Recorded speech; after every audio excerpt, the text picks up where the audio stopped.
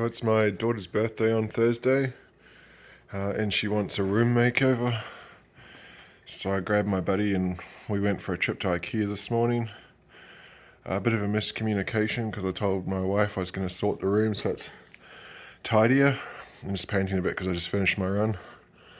I went to the Ikea, came back, did my run, and now I'm going to look at this. But I told my wife I'm going to buy something to upgrade the room.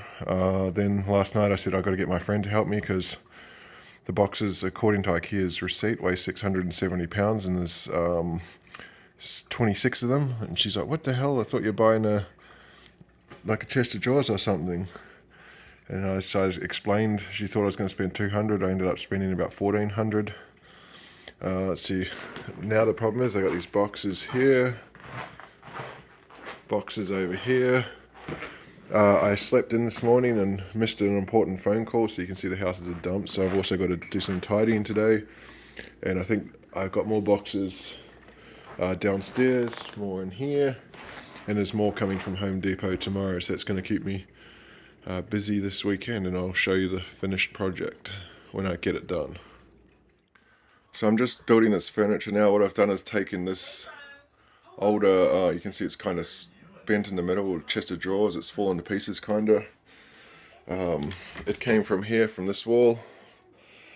So I'm starting to build this Ikea furniture now. I've got to build it against the wall because you can see there's not enough clearance to turn it up. So this whole thing is going to go down here by the time it's finished. Haven't really worked out how I'm going to work this desk. There's also this little shitty cabinet. I've hated this since the day that I bought it. I'm probably going to turf that as well. But what I might do, this desk kind of goes over these drawers here. I might just slide the desk a touch that way and put the drawers long ways like that rather than running down this way, so I can fit everything. She's also got a makeup cabinet that I have to find room for, which possibly is going to go where that is. But you can see I'm kind of working in a tight space at the moment. I've got 3 of these cabinets to build, so they all have to be built upright because I can't build them on the ground, which is the easiest way, and then flip them up. I've got to build them like this and then bring everything back in. So this is the very difficult part.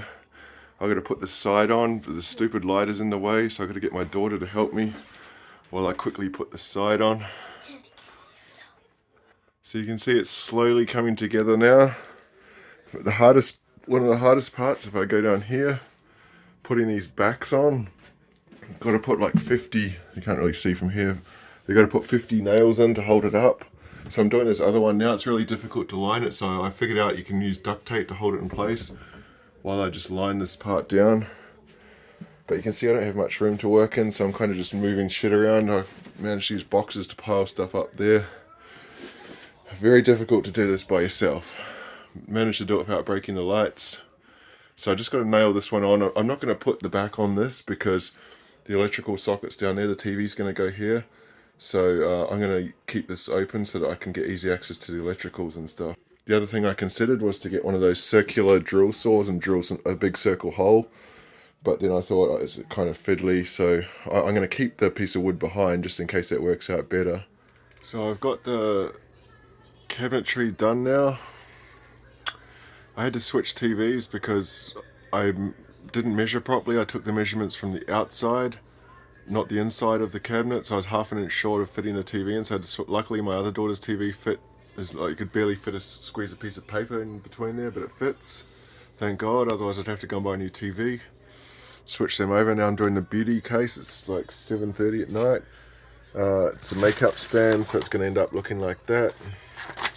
But you can see there's a hell of a lot of screws here, so I'm probably either going to be up half the night or I'm going to finish this tomorrow. Don't even want to see that rug, it absolutely reeks. I'm going to throw this rug out. But then I've got to shuffle this room around and figure out where it probably in this corner that I'm hoping it's going to fit, otherwise in the other corner. Just some Sunday R&R to get away from building furniture. Dave and Buster's. Cheesy bread. Huh? My cheesy bread. Yep. It's kind of like pizza. Oh, it's just the 2 of us until Monday night. So we're just a beer, and I'm having a day off. And his wife is at Vegas. Yes, my wife is at Las Vegas, so her sister, my daughter. And so we're just playing some games and getting some food. I might go back and do a 45-minute ride later. I still got to finish building furniture. I did it for about 12 hours yesterday, so I'm just having a bit of a break today. And we're probably going to play for another couple of hours and then head home. So I've largely finished now. I've done 90% of the cleanup, only a bit, put my tools away and stuff. Had to throw out the mat, it was just too stinky. The rug, I think she wanted a new rug anyway. This is the finished product. The stuff on the shelves, I just chucked it on there, like I'll leave it up to her. Same with the table, I just chucked all her stuff back on the table. I don't know where she wants it, so she can tidy that herself. And then just tucked in around the corner, the makeup. Again, I just chucked all the makeup stuff on there. I don't know where it goes, she can put it away. Plus, if I waste my time putting it away, she'll probably just come take it all out and put it back somewhere else, so I didn't bother with that. But finally finished. That means tomorrow, MLK Junior Day, is a day off. So it's Monday. You can see dead quiet. MLK Junior Day. I've had 2 days off, just building furniture, looking after my daughter. This is the start of the huge week. I still have massive congestion. The problem with the US is doctors don't like to prescribe antibiotics. It's the sort of thing that antibiotic would probably clear up in a day or two, but they just won't give me any, so I've had this for like going on probably on and off for 2 months now. The big problem I have this week is I'll show you with my plan. It's my longest run of the program. And towards the end of the week we have possible snow and ice. I did a very slow 30k run over 4 hours. That was the goal, to do 30k's in 4 hours on Friday on the treadmill. It was so freaking boring. I don't know if I can do my long run on the treadmill this week. But we'll bring this dog back and I'll go over the plan for the week. So this is the plan. Currently we are here on Monday, 40-minute intervals in a swim, so I'm not going to do that swim because I'm looking after my 5-year-old daughter, can't leave her at home by herself. So I'm going to shift the swim till Tuesday, easy 30-minute run, because you'll see I've got a big swim here, 7 kilometers. I don't want to I haven't swum since I did 3,000 last week. I don't want to, I missed this swim and I didn't swim at all here, or I'm not going to swim yesterday or today, so I don't want to do a huge swim with a week gap. So I'll do a sort of warm-up swim today, Tuesday with the run. Then this is the big block, this is the big test. I'll do the swim first in the morning. I'll mimic the event, so 7 kilometers in the pool. Come home, take the girls to school, then do 115 k's on the bike. The actual event's 140, so it's pretty close. Thursday, 11 hours on the bike and then a 45-minute run. The run's optional. I usually like to run off the bike, so I'll probably end up doing that, depending on the time and if we're having dinner and so on. And then Friday, I don't usually do that swim. You can see it's a 50k run. The swim is a recovery swim. The 50-kilometer run, as I mentioned, it's going to be snowy and icy. I don't want to be running outside and roll my ankle or something like that a couple of weeks out from the event, so I might be forced onto the treadmill for that. It's going to be absolute freaking torture. If that's the case, then probably Wednesday, Thursday, I'll start to think about moving a TV or something that I can watch while I'm doing it. And then from there, it starts to really taper down. That's it. Once I get through this block, that's the end of it. And you can see here PTC, that's the Philly Tri Club. We've got a meet up at a brewery on Friday night. So I get through this huge block, and then that's my reward, a couple of beers. But that's the week ahead. So it's Monday afternoon, just doing some reading. There's a big storm about to roll in.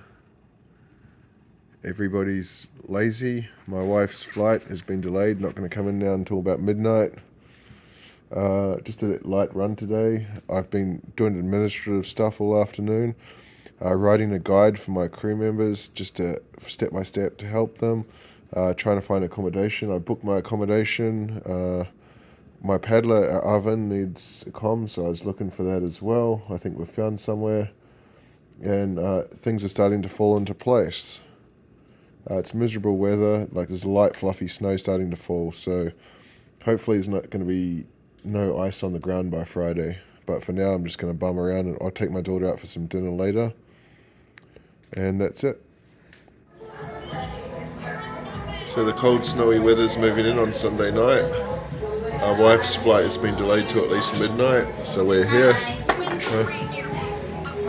After my daughter choosing the food for the last 3 days, I decided it's ramen time. She wanted to feature in the video. How's the food? I have my YouTube channel. Yeah, you can follow Zepedo May for extra hits. What? And then it's time to go home early for bed.